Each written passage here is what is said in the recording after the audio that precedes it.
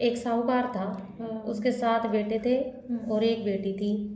वह सातों भाइयों की प्यारी बहन थी। एक साथ ही बैठकर खाना खाते थे।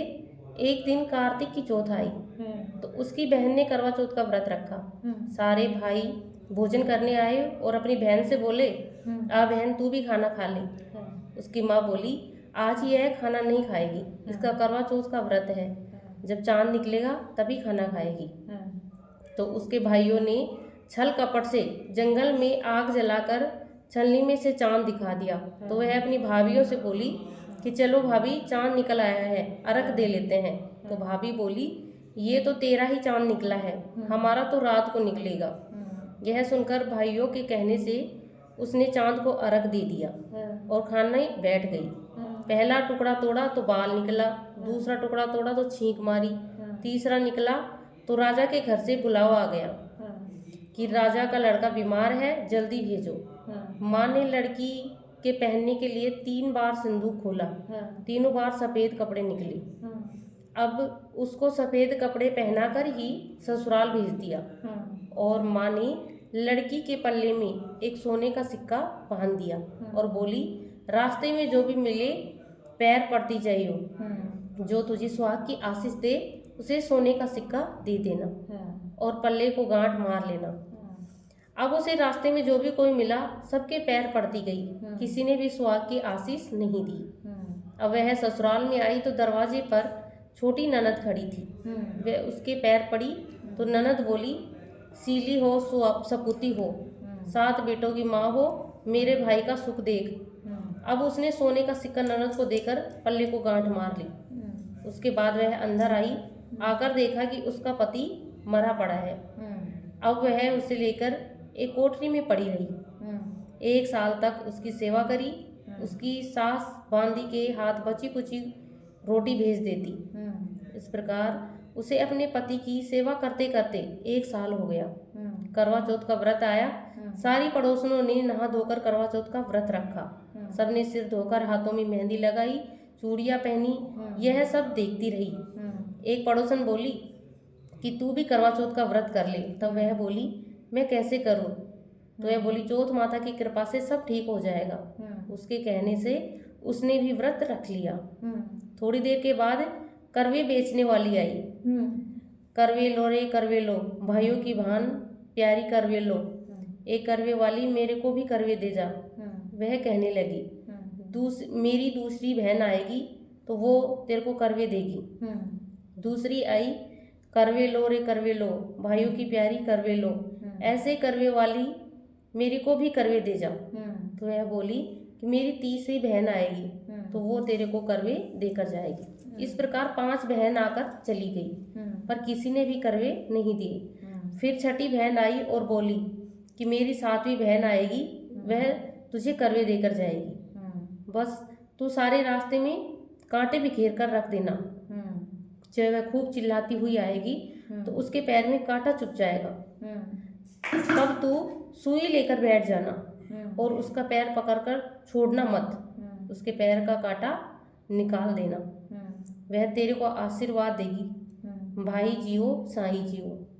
जब वह तुझे आशीर्वाद दे तो तू तुझे करवे मांग लेना, तब वह तुझे करवे देकर जाएगी। फिर तू उजमन करना, जिससे तेरा पति अच्छा हो जाएगा। अब उसने वैसा ही किया। सारे रास्ते में कांटे बिछा दिए। जब वो करवे लेकर खूब चिल्लाती हुई आई तो उसके पैर में कांटा चुभ गया। उसने उसके पैर पकड़कर छोड़ा ही नहीं। उसका कांटा निकाला तो उसने आशीर्वाद दिया। तब वह बोली कि जब तूने मुझे आशीर्वाद दिया है तो करवे भी देकर जा। तो वह बोली, तूने तो मुझे ठग लिया। यह कहकर उसने उसे करवे दे दिए। अब करवे लेकर उसने व्रत किया और बड़ी धूमधाम से उजमन की तैयारी की और व्रत रखा। राजा का लड़का एकदम ठीक हो गया और बोला, मैं तो बहुत सोया। वह बोली, हाँ सोए नहीं, सोए जो तो मैं जानती हूँ। 12 महीने हो गए तेरी सेवा करते करते। फिर उसने चौथ माता का उजमन अच्छी तरह से किया। अब उसने चौथ माता की कहानी सुनी और उजमन किया। अब वे दोनों चौपड़ खेलने लग गए। इतने में उसकी बांदी तेल की पली और गुड़ की डली लेकर आई। दोनों को खेलते देखकर सासू माँ से जाकर बोली कि महलों में खूब रौनक है, तेरी बहू चौपड़ सार खेल रही है। इतना सुनकर सासू देखने को आई। दोनों को देखकर बहुत खुश हो गई। बहू ने सासू के पैर दबाए और बोली, सासू जी बहुत सच सच बता, तूने क्या किया है। तूने सारा हाल अपनी सासू को बता दिया। तो राजा ने सारे शहर में ढिंढोरा पिटवाया कि अपने पति की जीवन रक्षा के लिए सब बहनें करवा चौथ का व्रत रखें। पहले करवे को अपने पीहर में जाकर उचमन करें। हे चौथ माता, जैसा राजा ये लड़के को जीवन दान दिया वैसे सब किसी को देना। कहानी सुनते को और कहते को। बोले चौथ माता की जय। इमाया और नाम कौन आया? विनायक जी की एक बुढ़िया थी। विनायक जी का तो दूसरा लगा ना।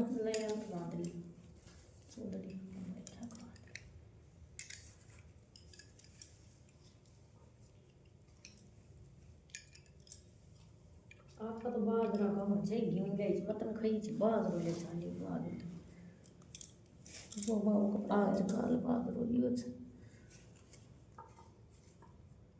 गेरमंती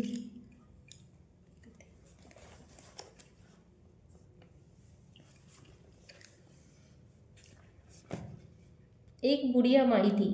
उसके एक बेटा और बहू थी। वे बहुत गरीब थे। बुढ़िया माई हर रोज गणेश जी की पूजा करती थी। गणेश जी हर रोज बुढ़िया से कहते, बुढ़िया माई कुछ मांग ले। बुढ़िया कहती, मैं क्या मांगू? तो गणेश जी बोले, अपने बेटे बहू से पूछ ले। तो बेटा बोला, माँ धन मांग ले। बहू से पूछने लगी तो बहू बोली, सासू जी पोता मांग ले। बुढ़िया ने सोचा कि दोनों ने तो अपने मतलब की चीज मांग ली, सो पड़ोसन से जाकर पूछूं। वह पड़ोसन के पास जाकर बोली कि गणेश जी मेरे को रोज कुछ मांगने के लिए बोलता है, तो मैं क्या मांगू? पड़ोसन बोली कि पगली, क्यों तो तू धन मांगे और क्यों पोता मांगे? थोड़े दिन की जिंदगी है, अपनी सुंदर काया मांग। घर आकर बुढ़िया सोचने लगी कि बेटा बहू भी राजी हो जाएं और उनकी भी माननी चाहिए।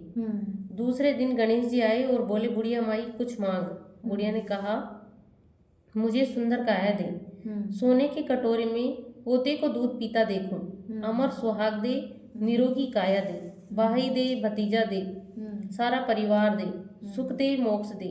गणेश जी ने कहा, बुढ़िया माई तूने तो मुझे ठग लिया, सब कुछ मांग लिया, अब जैसा बोला वैसा ही हो जाएगा। और गणेश जी अंतर्ध्यान हो गए।